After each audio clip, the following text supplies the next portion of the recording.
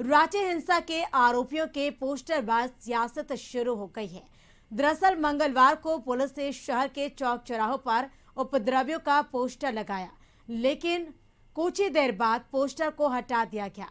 अब सवाल उठता है कि आखिर किसके फरमान पर पुलिस ने ऐसा किया। पुलिस का कहना है कि पोस्टर संशोधन के लिए उतारा गया है, लेकिन सत्ता पक्ष या सत्ता में सहयोगी दलों की प्रतिक्रिया के अनुसार पोस्टर लगाना कहीं से भी सही नहीं है। उनका कहना है कि ऐसा करना हिंसा को बढ़ावा देना है। प्रशासन की कार्रवाई का विरोध करते हुए कांग्रेस के प्रदेश प्रवक्ता राकेश सिन्हा ने कहा कि यह कहीं से भी उचित नहीं है कि दंगाइयों के पोस्टर बिना कोई करेक्शन के लगाए जाए। वहीं झारखंड मुक्ति मोर्चा के केंद्रीय प्रवक्ता मनोज पांडे ने कहा कि दंगाइयों के पोस्टर चौक चौराहों पर लगाना कहीं से भी उचित नहीं है। पोस्टर लगाने की वजह से कई जो चिन्हित लोग हैं वह फरार हो सकते हैं। वहीं भारतीय जनता पार्टी की तरफ से भाजपा विधायक अमित मंडल ने हिंसा मामले पर अपनी प्रतिक्रिया देते हुए कहा कि जिस तरह से राजधानी में हिंसा भड़की कहीं से भी उचित नहीं, क्योंकि गृह मंत्रालय से यह नोटिस जारी हो चुका था, फिर भी प्रशासन की तरफ से उचित व्यवस्थाएं नहीं थी। सरकार भी अब तक इस पर जितनी कार्रवाई होनी चाहिए थी वह नहीं कर पाई। वहीं पोस्टर को हटा दिया गया से स्पष्ट होता है कि प्रशासन के हाथ सरकार के द्वारा बंधे हुए हैं।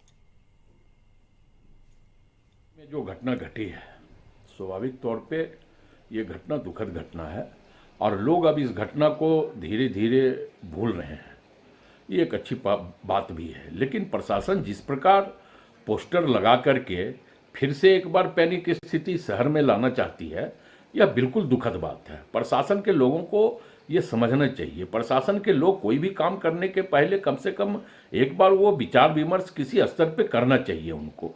महामहिम भी इस राज्य के अभिभावक है, महामहिम को भी ऐसा कोई आदेश नहीं देना चाहिए जिससे कि लोगों के मन में एक डर और एक भय का वातावरण लगातार बना रहे। तो स्वाभाविक तौर पे पता नहीं अब प्रशासन को क्या हो गया है, प्रशासन क्या चाहती है, यह समझ से परे है।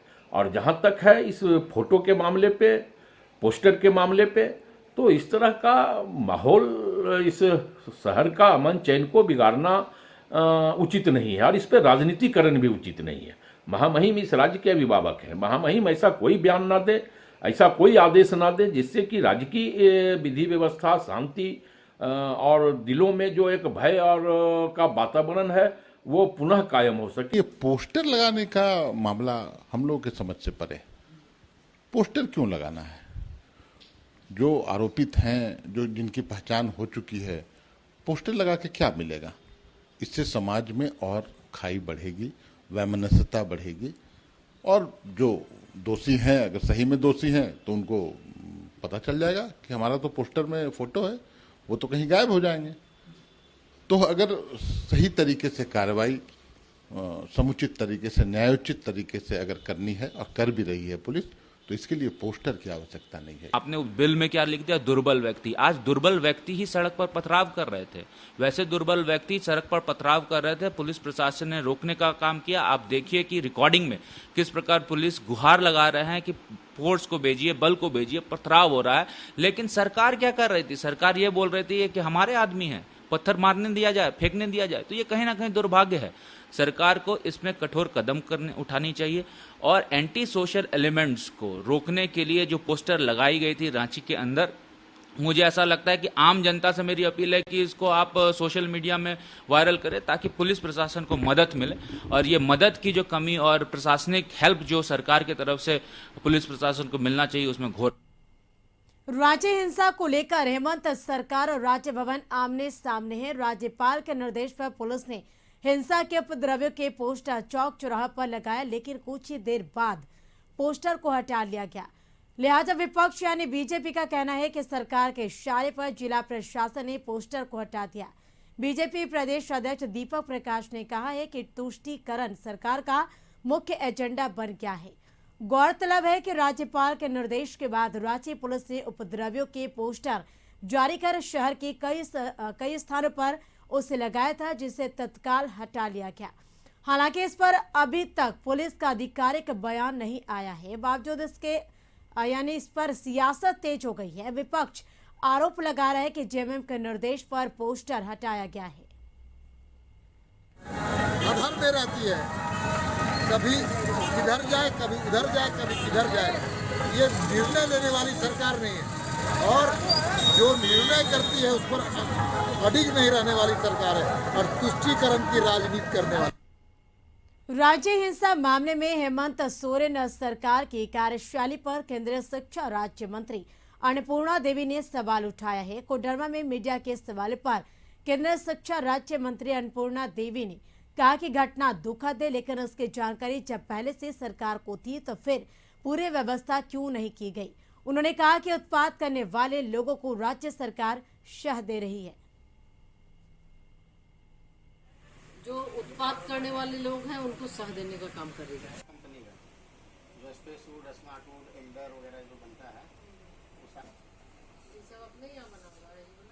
हाँ सारा कहीं ऐसा लगता है इसकी सूचना पहले से थी और जो घटना हुई उस घटना की पहले तो निंदा करते हैं कि बहुत ही निंदनीय घटना हुई है और निश्चित रूप से सरकार का चूक है कि सरकार के स्तर से कहीं न कहीं ऐसा लगता है कि जो उत्पात करने वाले लोग हैं उनको तो खबरों पर नजर बनी रहेगी, लेकिन सीधे रुख करते हैं कांग्रेस की प्रेस कॉन्फ्रेंस में। से पूरे देश के मीडिया चैनल्स में कई तरह की बातें चलाई जा रही है, उसको हम आपके माध्यम से अपने राज्य के लोगों को स्पष्ट कर पाए कि जो जैसा बताया जा रहा है वैसी बात नहीं है। अगर इन सब के बावजूद किसी को लगता है तो निश्चित रूप से जो हमने तथ्य रखे हैं और उस तथ्य के बावजूद लगता है कि हमारे नेताओं ने कोई अपराध किया है तो जो भी सजा मुकम्मल हो वो हम भुगतने के लिए तैयार हैं। लेकिन जिस तरह से ईडी का इस्तेमाल किया जा रहा है, जिस तरह से लगातार बार बार 8-8, 10-10 घंटे बुला के पूछा जा रहा हो, मानो लगता है कि बहुत बड़ा अपराधी आपके बीच में है। आपको इस बात का ख्याल रखना होगा और जो लोकतांत्रिक मर्यादाएं हैं उसका भी ख्याल रखना होगा। किस तरह से सांसदों को सड़कों पे लिटा के मारा जा रहा है वो किसी से छुपा नहीं है। आप सब का इस बात के लिए धन्यवाद भी मैं करता हूं कि कम से कम जो इन बातों की सच्चाई सामने आप कई लोग रख पा रहे हैं, कई लोग नहीं रख पा रहे हैं, लेकिन आप इस सच्चाई को जरूर रख रहे हैं कि हमारे जो उच्च सदन में राज्यसभा के सांसद हैं उनको भी सड़कों पे खींच के पीटा जा रहा है, पत्रकार मित्रों के साथ दुर्व्यवहार किया जा रहा है। ऐसे में हम अपने राज्य के लोगों से आग्रह करेंगे, विनती करेंगे, अनुरोध करेंगे कि अब समय आ गया है। जो केंद्र सरकार कहीं न कहीं लोकतंत्र का गला घोटना चाहती है, उस लोकतंत्र को बचाने